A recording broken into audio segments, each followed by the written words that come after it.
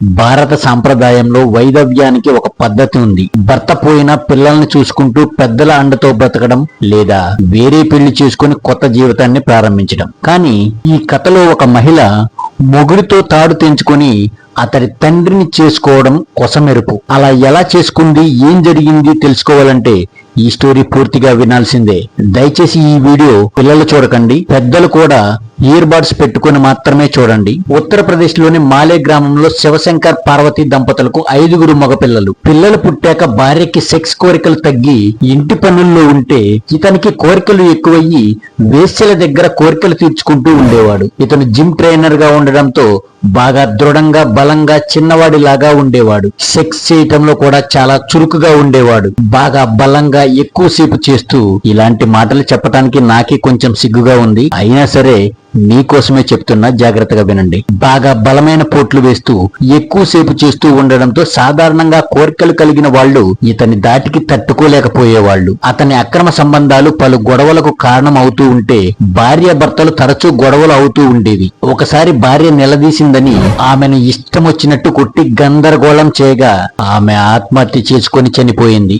దీంతో వీడు అచ్చోసిన ఆంబోతులాగా ఊరి మీద పడి పొలం గట్ల మీద విచ్చలవిడిగా శృంగారం చేస్తూ ఉండేవాడు. ఇదే క్రమంలో మాల అనే మహిళను రెండో పెళ్లి చేసుకున్నాడు. వీరికి 2 కూతుర్లు పుట్టారు. తరువాత ఆమె భర్త శృంగార ఆగడాలు తట్టుకోలేక దూరం పెట్టింది. దీంతో ఏమైనా తిట్టి కొట్టి ఊరి మీద పడేవాడు. ఆమె కూడా ఎలాగో అలాగా చావని నా జోలికి రాకుండా ఉంటే బాగుండు అనుకునేది. ఈ క్రమంలో పెద్ద కొడుకు రాజీవ్ తండ్రి వేషాలు చూసి అసహ్యించుకుని పట్నంలో చదువులు పూర్తి చేసుకుని తండ్రికి దూరంగా దుబాయ్ వెళ్లి సెటిల్ అవ్వాలని అనుకునేవాడు. ఇక ఇది గ్రహించిన శంకర్ పెళ్లి చేసుకుని వెళ్ళు, నీ తర్వాత 4 మగపిల్లలు 2 ఆడపిల్లలు ఉన్నారని చెప్పక గత్యంతరం లేక పెళ్లికి ఒప్పుకున్నాడు. పక్క ఊర్లో 5 అక్క చెల్లెళ్ళు ఉన్నారని, అందులో 2కి పెళ్లి అయిందని, 3వ అమ్మాయి పెళ్లికి ఉందని తెలిసి వెళ్లి చూడగా మేరా అందం చూసి శంకర్ కు పిచ్చెక్కింది. వావి వరుసలో మరిచిపోయాడు. కానీ కట్నం లేకుండా పెళ్లికి ఒప్పుకొని కొడుకుకి ఇచ్చి పెళ్లి చేశాడు.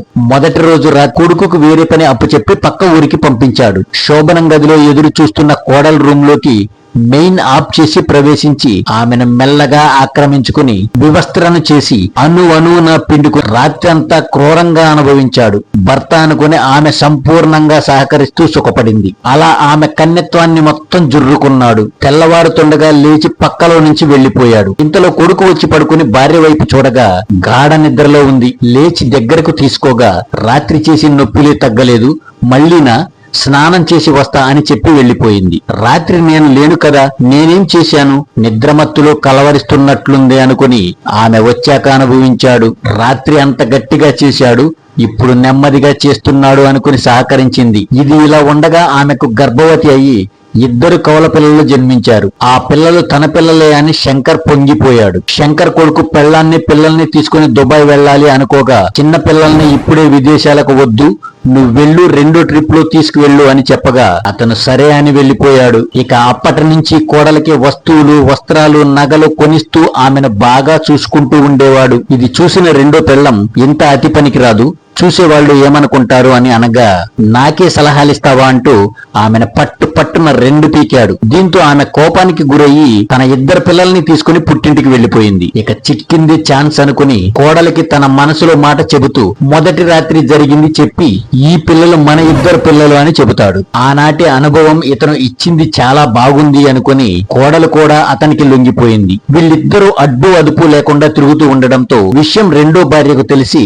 రాజీవ్ కు ఫోన్ చేసి నీ పెళ్లం చేయి దాటిపోయేలా ఉంది, డబ్బు కన్నా గౌరవం ముఖ్యమని చెప్పడంతో పెళ్లం పిల్లల్ని తీసుకుని వెళ్లే అవకాశం లేక అతను జాబ్ రిజైన్ చేసి ఇండియాకి తిరిగి వచ్చాడు. అతని రాకతో విశృంఖలంగా శృంగారం వెలగబెడుతున్న వీళ్లకు అడ్డు అయ్యాడు. ఆ అడ్డు తొలగిస్తానని మేరాకు చెప్పడంతో ఇబ్బంది లేకుండా చూడండి, మనం రోజు రాత్రి 4 రౌండ్లైనా వేసుకోవాలి, ఏం చేస్తారో మీ ఇష్టమని చెప్పింది మేరా. ఇక కోడలి అనుమతి రావడంతో కొడుకును చంపడానికి కిరాయి మనుషుల్ని మాట్లాడి కొడుకు వెళ్లేటప్పుడు లారీతో గుద్ది చంపాడు. వెంటనే అంత్యక్రియలు చేసి కోడల్ని అక్కడ ఆచారం ప్రకారం వల్లె తెగలో కొడుకు పోతే తండ్రి చేసుకునే ఆచారం, ఆ ఆచారాన్ని అడ్డు పెట్టుకుని కోడల్ని పెళ్లి చేసుకున్నాడు. ఇద్దరు ఇక అడ్డు అదుపు లేకుండా సుఖాలు అనుభవిస్తూ ఉంటారు. అయితే శంకర్ 2వ భార్యకి రాజీవ్ మరణం సహజ మరణం కాదని అనుమానం వచ్చి పోలీసులకు ఫిర్యాదు చేసింది. పోలీసు విచారణలో శంకరే కొడుకుని చంపాడని నిర్ధారణ అయింది.